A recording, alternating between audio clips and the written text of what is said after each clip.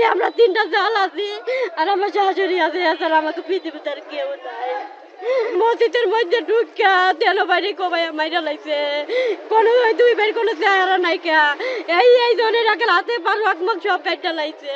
Chairman বাড়ির লোকের হয়েছে এই জন্য, এই যখন এই যে নতুন চেয়ারম্যান যে জয়নাল মুন্সিকো বাড়ির সবাই ওই যে কেন করছে, কেন হচ্ছে এই কারণে? হ্যাঁ গো, একটা ব্যবসার লিগে একটা ইয়া ছিল, যে যাদের ব্যবসা ছিল, হ্যাঁ গো, হের লিগা এই দলাদলি কইরা আল্লাহ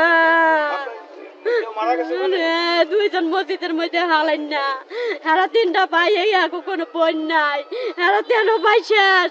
আমার শ্বশুর আছিল, শ্বশুরও মারা গেছে, অনেক খালি আমরা তিনটা জাল আছি আর আমার শাশুড়ি আছে, এছাড়া আমাকে পৃথিবীতে আর কেউ নাই। মাদারীপুর সদর উপজেলার খোয়াজপুর ইউনিয়নে যে নির্মম হত্যাকাণ্ডের ঘটনা ঘটেছে, সেই মসজিদের সামনে থেকেই আমরা এখন দেখতে পাচ্ছি যে এখানে আইন শৃঙ্খলা বাহিনী মোতায়েন করা হয়েছে। এখানে পুলিশ সদস্যরা এই মুহূর্তে অবস্থান করছেন এবং এখন পর্যন্ত আমাদের কাছে যেই খবর রয়েছে যে এই ঘটনায় দুই ভাই সহ মোট 3 জন নিহত হয়েছেন এবং বেশ কয়েকজন আহত হয়েছেন। এলাকায় কিন্তু থমথমে পরিবেশ বিরাজ করছে। আমরা যে বিষয়টি জানতে পেরেছি, বালুর ব্যবসা স্থানীয়দের যেই আধিপত্যের লড়াই, সেই ঘটনাকে কেন্দ্র করে এই ঘটনা বা এই নির্মম হত্যাকাণ্ড ঘটেছে বলে আমরা জানতে পেরেছি।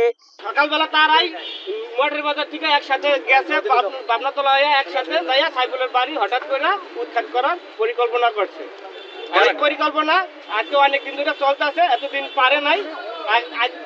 4 দিন আগেও ঢুকছিল, তারা চেষ্টা করছে থামানোর, তখন ঢুকতে পারে নাই। আজকে ঢুকলে সাইফুল সাহেব মার্ডার করে ফেলাইলো, তার মেজো বাইরে আর হলো এই যে তার বড় বাইরে। লাশগুলো কোথায় আছে? লাশগুলো তাদের বাড়িতে দুইজনের লাশ আছে, আর একজনের ঢাকা পাঠাইলাম, আপনারা তো দেখলেন। তার এগুলার আমরা সঠিক বিচার চাই, আমরা জানি সঠিক বিচার পাই, সেই দিকে সবাই সহযোগিতা করবে। আচ্ছা, ওই দলের মূল কে ছিল? এই দলের মূল ছিল শাহজাহান। আমরা আমরা কিছু না ভাই, আমাকে ওটা পুলিশ না, হে ফলে তোরে শেষে টাকা থেকে ইট থেকে তারাবো। আর 3 ভাই মসজিদে ঢুকছে, মসজিদে যাইয়া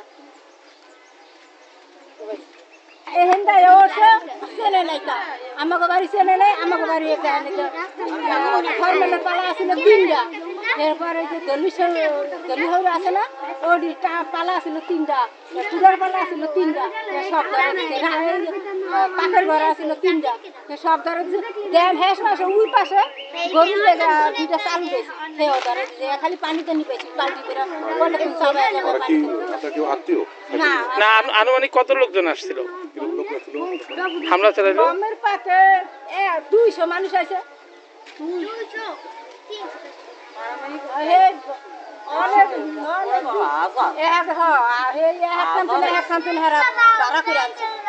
আজ সকাল থেকেই এই প্রথমে ধাওয়া পাল্টা ধাওয়া এবং দেশীয় যে অস্ত্র রয়েছে সেই অস্ত্র নিয়ে হামলার ঘটনা ঘটে এবং হামলার এক পর্যায়ে সাইফুল সর্দার এবং তার ভাইয়েরা কিন্তু এই পিছনে যে মসজিদটি রয়েছে সেই মসজিদটিতে তারা প্রাণ বাঁচাতে আশ্রয় নেয় এবং এক পর্যায়ে এসে তাদের যে প্রতিপক্ষ গ্রুপ, সেই প্রতিপক্ষের লোকজন এসে কিন্তু এই মসজিদের দরজা ভেঙেই তাদের মসজিদের ভিতরেই কুপিয়ে তারা হত্যা নিশ্চিত করে এবং কয়েকজনকে আহত করে বলে আমরা জানতে পেরেছি। এবং এই ঘটনার প্রেক্ষিতে প্রথম যে তারা 2 ভাই অর্থাৎ সাইফুল সহ তার 2 ভাই নিহত হয় এবং তার আরেক ভাই সহ আরো বেশ কয়েকজন আহত হওয়ার ঘটনা খবর আমরা পাই এবং পরবর্তীতে আমরা কিছুক্ষণ আগে খবর পেয়েছি পলাশ নামের আরো একজন কিন্তু এই ঘটনায় নিহত হয়েছে এবং এই ঘটনাকে কেন্দ্র করে কিন্তু এলাকায় থমথমে পরিস্থিতি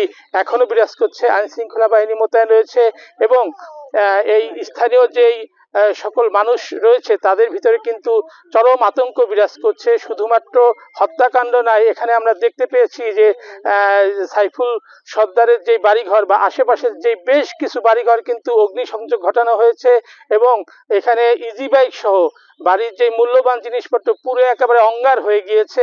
এলাকায় আতঙ্ক বিরাজ করছে। তবে সেই আতঙ্ক নিরসনে এই এলাকায় কিন্তু আমরা অতিরিক্ত আইন শৃঙ্খলা বাহিনীর আমরা মোতায়েন হতে দেখেছি এবং এখন পর্যন্ত যেই কয়জন আহত রয়েছেন, আহতদের মধ্যে এখনো 2 জনের অবস্থা আশঙ্কাজনক বলে আমরা একাধিক সূত্রে নিশ্চিত হয়েছি। এ ব্যাপারে আমরা অলরেডি 2 জনকে গ্রেপ্তার করেছি এবং আমাদের গ্রেপ্তার প্রক্রিয়া এখনো চলমান আছে। আমরা গ্রেপ্তার প্রক্রিয়া চালিয়ে যাচ্ছি। মূলত আমরা যেটা জানতে পেরেছি সেটা তাদের ব্যবসা সংক্রান্ত বালুর ব্যবসা এবং অন্যান্য ইজারা ব্যবসা নিয়ে তাদের এই সংঘর্ষের সূত্রপাত হয়ে মূল সূত্রপাতটা এই ব্যবসা সংক্রান্ত বিষয়। এখন পর্যন্ত কয়জন মারা গেছে, কয়জন আহত আছে? এখনো পর্যন্ত আমরা 2 জন মারা যাওয়ার সংবাদ পেয়েছি। 2 জন মারা গিয়েছে এবং একজন গুরুতর আহত অবস্থায় হসপিটালে ভর্তি আছে। বর্তমান পরিস্থিতি এলাকার পরিস্থিতি বর্তমানে শান্ত আছে, কিন্তু আমরা সতর্ক অবস্থায় আছি। আমাদের একটা ডেপ্লয়মেন্ট এখানে আছে এবং আমরা অপরাধীদের ধরতে যারা যারা হত্যাকাণ্ডের সাথে সংশ্লিষ্ট ছিল তাদেরকে ধরার জন্য আমরা অভিযান চালিয়ে যাচ্ছি এবং এটা সেনাবাহিনী পুলিশ মিলে কামরুল চালিয়ে যাচ্ছে।